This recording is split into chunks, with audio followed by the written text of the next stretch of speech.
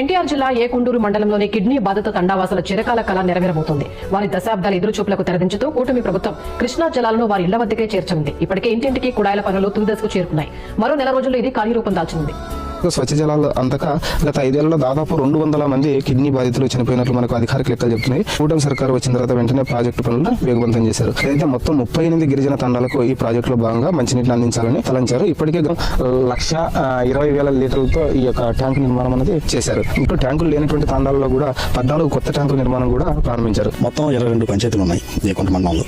ప్రతి విలేజ్ కి 4 ట్రాక్టర్లతో అంటే దాదాపు ఒక్కో ట్రాక్టర్ 7 నుంచి 8 ట్రిప్పులు వేస్తుందండి. ఇప్పుడు ఈ నీళ్లు రావడం వల్ల గతంతో పోలిస్తే ఇప్పటి వరకు చాలా వరకు కిడ్నీ సమస్యలు కానీ, ఒళ్ళు నొప్పులు కానీ, కిడ్నీ బాధితుల మరణాలు కానీ చాలా వరకు తగ్గాయండి.